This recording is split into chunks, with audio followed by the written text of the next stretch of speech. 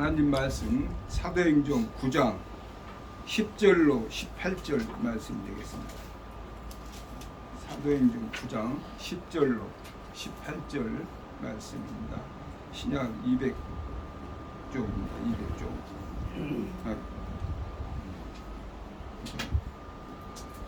201쪽입니다.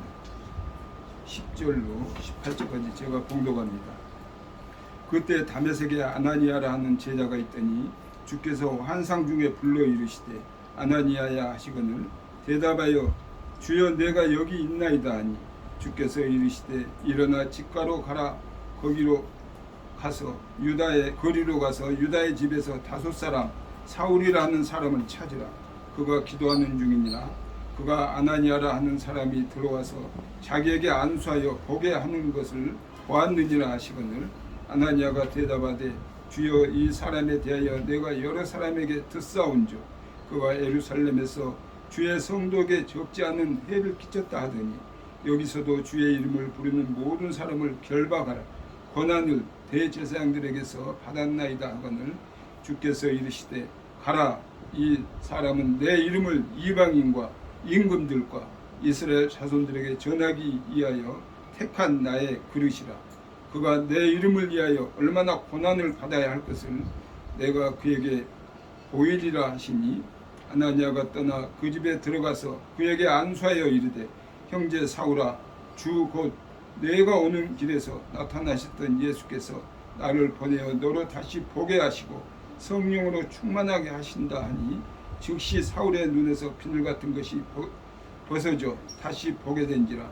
일어나 세례를 받고 음식을 먹으며 강건하여지니라. 아멘. 그래서 오늘은 신실한 제자 인도자 아나니아라는 제목으로 같이 은혜를 나누고자 합니다. 아나니아가 나오죠. 그래서 우리가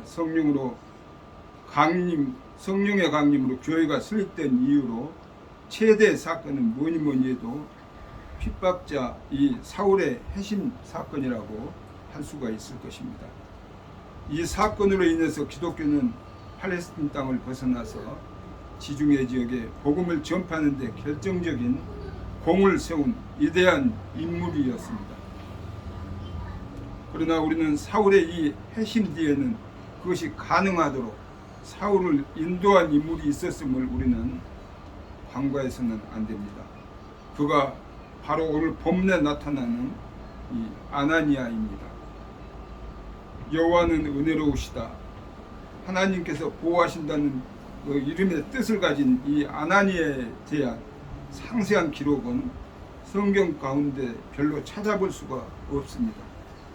그러나 오늘 본문에 기록된 그가 예수 그리스도의 명령을 받아서 사울을 인도하는 과정에 나타난 그의 신앙 태도만으로도 우리는 참으로 많은 것을 또 배울 수가 있습니다. 드러나지 않고 조용하게 그러나 결코 간과할 수 없는 이 큰 공적을 세운 그가 어떠한 인물인지를 이 시간에 우리가 살펴보고 그의 신앙과 인격을 배울 수 있기를 바랍니다. 먼저는 매우 신중하고 현명한 그런 성품을 가진 자였다는 것입니다. 오늘 본문에서 아나니아가 주님의 명령임에도 불구하고 사울을 데려오는 일에 선뜻 응하지 못하고 주저하던 사실을 우리가 보게 됩니다. 아나니아가 이렇게 주저할 만큼 사울은 참으로 열정적인 그런 기독교 핍박자였습니다. 이 사실은 26절에 기록된 있는데 사울이 예루살렘에 가서 제자들을 사귀고자 하나 다 두려워하여 그의 제자됨을 믿지 아니하니라는 구절을 통해서 우리가 알 수가 있습니다. 이때 그러니까 사울이 예루살렘에 가서 제자들을 사귀려고 했던 때는 다메섹에서 해심한 지 3년이 지난 때였고 그가 예수 그리스도가 하나님의 아들이심을 전파해서 이미 유대교인들에게 핍박을 당하기 시작한 때였습니다. 이렇게 오랜 시간이 흐르고 또 사울이 예수의 이름을 전파하면서 핍박을 받기 시작했을 때조차 제자들에게 참으로 회심했다는 믿음을 주지 못했던 그런 사실을 볼 때에 오늘 본문에서 아나니아가 그를 믿을 수 없었던 것은 지극히 당연한 일이 아닐 수가 없는 것이죠. 더욱이 아나니아는 사울이 다메섹으로 온 목적이 기독교인들을 핍박하고 사로잡고자 하는 것임을 너무도 잘 알고 있었습니다. 그래서 그는 비록 주님의 명령이었지만 주저하면서 주님께 의문을 제기하고 나선 것입니다. 우리는 이와 같은 아나니아의 행동들을 통해서 그가 매우 현명하고도 신중한 성품 가인자였음을 우리가 발견할 수가 있습니다. 그는 주님께서 주신 그 명령에 이해할 수 없는 의문이 생겼을 때 이를 즉각 문의하고 또 해답을 구할 수 있는 현명한 자였고, 또 당시 제일 가는 교회의 그 핍박자를 인도하라고 명령하시는 주님의 참뜻이 무엇인가를 세심히 살피는 그런 신중함을 가진 자였던 것입니다. 꼭 하나님의 일이나 교회의 일이라고 해서 우리가 전후 사정을 유심히 살피고 또 보다 현명한 방법을 구하는 대신 무작정 인간적인 열심만을 위해서 오히려 하나님과 교회의 이름을 더럽히고 있지는 않는가 우리 자신을 돌아봐야 됩니다. 주님의 명령은 결코 가볍게 취급되어서는 안 됩니다. 주님의 명령에 대해서는 그것이 비록 고통스러운 것이라고 할지라도 반드시 수행을 해야 합니다. 그러나 우리는 주님의 명령을 신중하고 지혜롭게 처리함으로 하나님의 일을 그르치는 잘못은 범해서는 안 될 것입니다. 이렇게 아나니아는 현명하고 신중한 자였다는 것을 우리가 말씀을 통해서 또 우리가 살펴볼 수가 있습니다. 다음으로 주님의 말씀에 자기 의지를 복종시키는 자였다는 것입니다. 당대 제일 간 핍박자 사울을 데려와서 안수하라는 주님의 명령에 아나니아가 의문을 제기하자 주님께서 그가 하나님께서 택하신 자인 것을 15절 16절에서는 가르쳐주고 있습니다.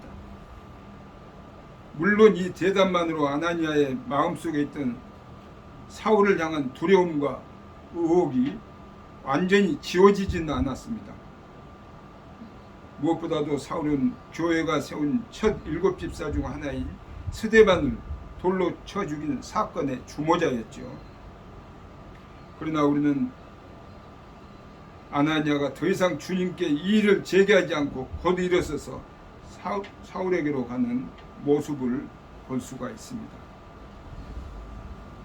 참으로 아나니아는 주의 말씀에 자기 의지를 철저히 복종시킬 줄 아는 자였다는 것입니다.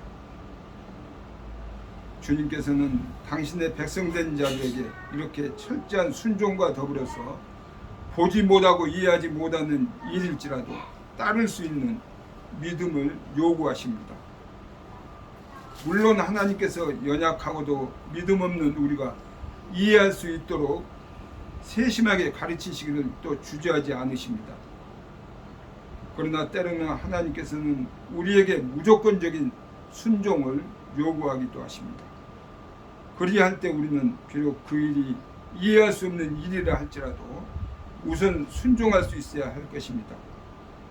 사울을 만나서 안수하고 세례를 주라는 것은 아나니아에게 있어서 우리가 생각하는 것보다 훨씬 더 어려운 일이었을 것입니다.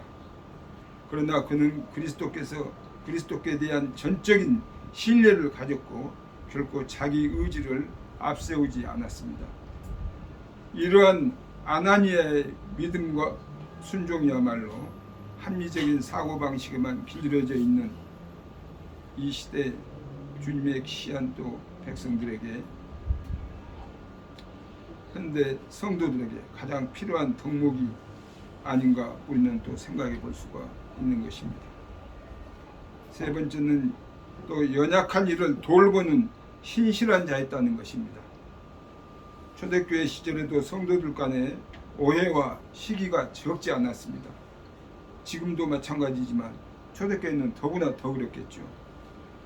일례로 사도 베드로는 이방인이었던 고넬료의 집에 들어가서 함께 식사하고 그에게 세례를 주었다는 이유로 유대 출신 성도들에게 힐난을 받고 이를 해명해야 했습니다. 또 사도 바울의 경우에도 그가 예수 그리스도의 지상 사역 기간 동안에 부름을 받지 못하였다는 이유만으로 항상 은연중에 또 경시당했고 이 때문에 많은 고민했던 모습을 볼 수가 있습니다.